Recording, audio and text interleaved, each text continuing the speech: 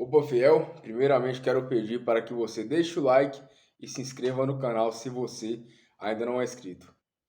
Então, fiel, né, ainda em êxtase devido à vitória do Corinthians, né, o Corinthians ontem jogou bem, foi a melhor partida do Corinthians no ano. A partida anterior já havia sido a melhor partida do Corinthians no ano até então, mas essa de ontem aí, meu irmão, foi assim absurda. Ganhamos na vontade, na qualidade, no esquema tático do Luxemburgo, que eu vou falar mais sobre isso, e ganhamos também na qualidade do Roger Guedes, principalmente, e do Renato Augusto, né? O Renato que deu uma assistência perfeita para o Bidu, e o Roger Guedes que fez aquele gol antológico que está entre os gols mais bonitos do Corinthians na arena, até pela importância do jogo, né? Realmente aí merece um destaque bem grande esse gol do Roger Guedes, talvez até uma placa aí para o Roger Guedes, na minha opinião.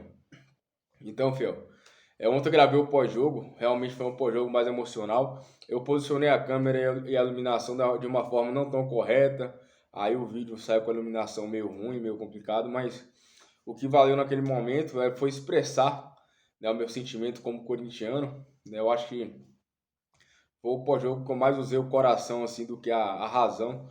Eu que sou um cara muito racional, sempre venho, analiso o jogo, sempre nunca fui desbravejar. O Corinthians na má fase que estava, né? Eu acho que agora sim a gente já pode dizer que a má fase está indo embora. Eu nunca cheguei aqui esbravejando, xingando, sempre fui racional, sempre falei sobre o jogo e nunca cheguei aqui chutando balde. Mas enfim, o Corinthians que consegue uma classificação histórica.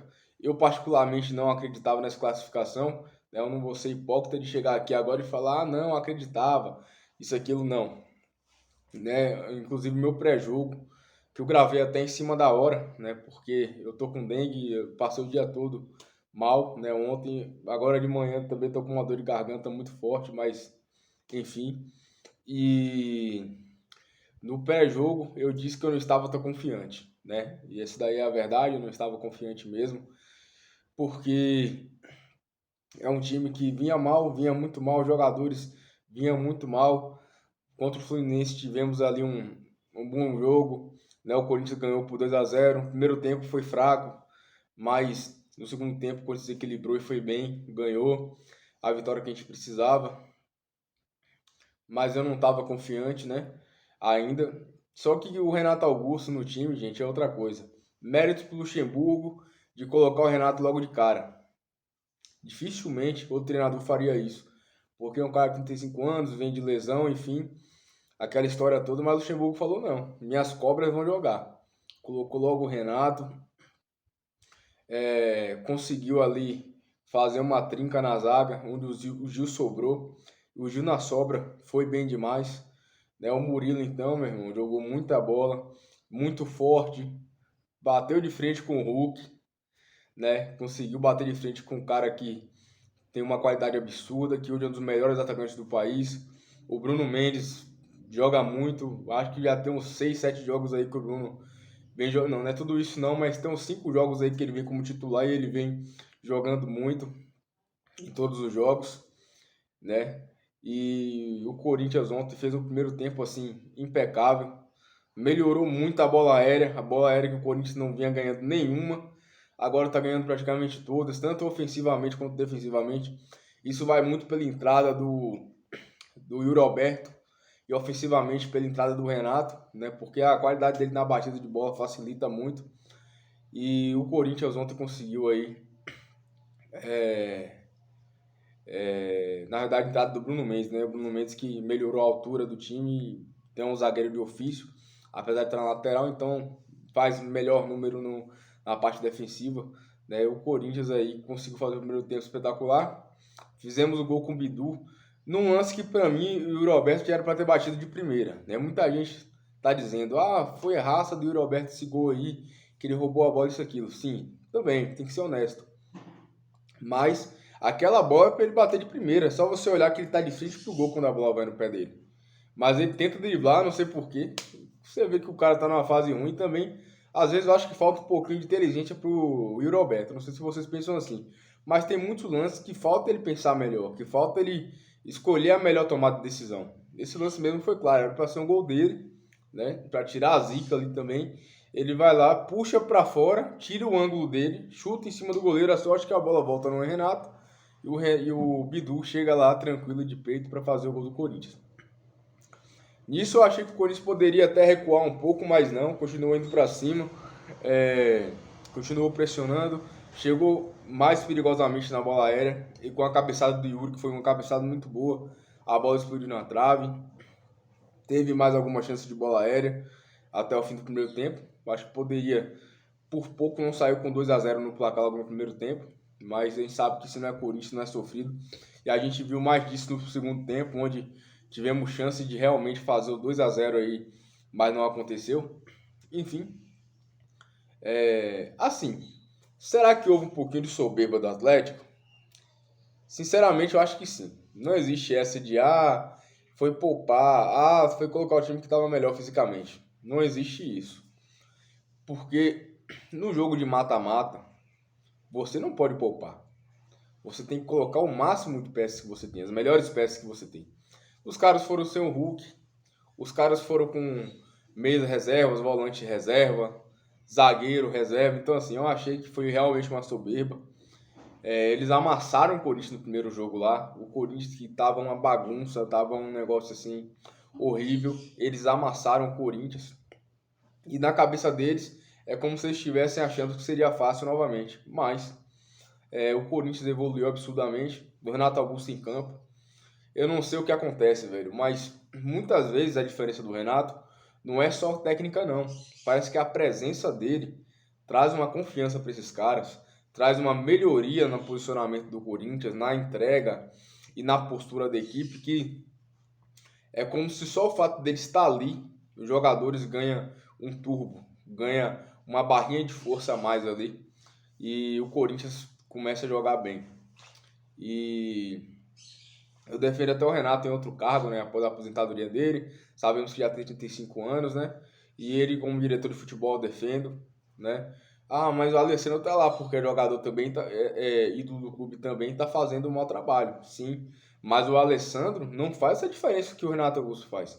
É visível a diferença que o Renato Augusto faz no elenco do Corinthians. Então ele, como diretor de futebol, na minha opinião, faria um grande trabalho. Aí no segundo tempo, meu irmão, o Corinthians continuou firme, continuou bem. Os caras começaram a cansar um pouco, eu vi o Fagner cansado, o próprio Renato Augusto, que teve que ser substituído. E parecia que não ia entrar a bola, meu irmão. Porque logo no começo do segundo tempo, teve aquela bola na trave do Yuri Alberto de novo. De novo cabeceou na trave. A bola volta pro Fausto, o Fausto com uma ignorância absurda, não sei pra que isso. Deu uma bicuda, a bola subiu, bateu na trave, quicou no chão, não entrou. Então, quando isso aconteceu, foi 2 bolas na trave no mesmo lance, meu irmão. Eu acho que não vai sair mais, não. Aí chega o Renato, no seu último lampejo na partida, acerta um passe absurdo pro Yuri Alberto. Ele domina no peito, sai na cara do gol e chuta pra fora, velho. Muita gente vai dizer, não, mas ele jogou muito, ele correu. Gente, mas eu posso falar um negócio pra vocês? Centroavante de um clube igual o Corinthians, tem que guardar. Tem que guardar essas bolas aí. Tá se entregando, beleza. O Corinthians a gente preza muita raça, a gente preza a entrega. Realmente a gente preza. Mas tem que guardar, ele não pode perder esses gols. Se o Corinthians hoje é eliminado nos pênaltis, por exemplo, o Yuri Alberto seria o novo Pato. Vocês podem ter certeza que ele estaria queimado igual o Pato foi. Porque perdeu gols que ele não pôde perder, que ele não poderia perder. Esse gol que ele perdeu foi absurdo. E também perdeu o pênalti. Então, assim, se o Corinthians hoje ontem é eliminado, ele seria o novo Pato, seria o Pato 2.0, né? E eu acho que com justiça tinha que ser realmente o Pato 2.0, na minha opinião. Aí, o Roger Guedes, meu irmão, faz aquilo. E é igual eu falo, muita gente criticando o Roger Guedes sem ter qualquer sem ter qualquer lógica em criticar o Guedes, que ele vem carregando o time nas costas desde o começo do ano. Muita gente criticando o Cássio, falei sobre isso no jogo passado. Criticaram o Guedes, criticaram o Cássio. né? Eu, nessa má fase, não critiquei o Guedes, não critiquei o Cássio. Vocês podem puxar meus vídeos, podem. Quem me acompanha sabe, eu não critiquei esses caras. Por quê? Porque eles não merecem. É normal fazer um jogo ou outro mal, é normal. Mas o Guedes vem chamando a responsa. E eu sempre falei isso aqui. Que o Guedes é aquele cara que chama a responsabilidade. Que ele carrega a cruz nas costas. Né? Que ele sempre pega a bola e tenta resolver. Tenta ajudar o Corinthians. Fora a personalidade dele fora de campo. Porque na má fase, ele que aparecia para dar entrevista. Não era Cássio, não era Gil, não era Fagner. Ele que aparecia. Então, assim, eu valorizo muito, mas muito isso daí do Roger Guedes. E vai se mostrando cada vez mais dentro de campo a sua importância. E vai se tornando do Corinthians, na minha opinião. Aí o Corinthians faz o gol com o Guedes. O Renato Augusto sai. A postura do time é outra. Né? O time sentiu a saída dele. Então começou a dar um pouco mais de espaço para o Galo. Mas o Galo também não aproveitou. E o Murilo, né, o Gil e o Mendes muito seguros na zaga. Então, acabamos que fomos aí para os penais. O Corinthians teve até chance com o Fausto Vera também, né, uma outra chegada no ataque com o Yuri, erro de tomar de decisão. Mas e os penais. Eu acho que é a terceira ou quarta disputa de pênaltis seguidas que o Cássio pega o primeiro pênalti. Comecei a travar bonito. Pegou contra o Flamengo, contra o Ituano, não sei se ele pegou a primeira, tô na dúvida. Contra o Remo pegou a primeira.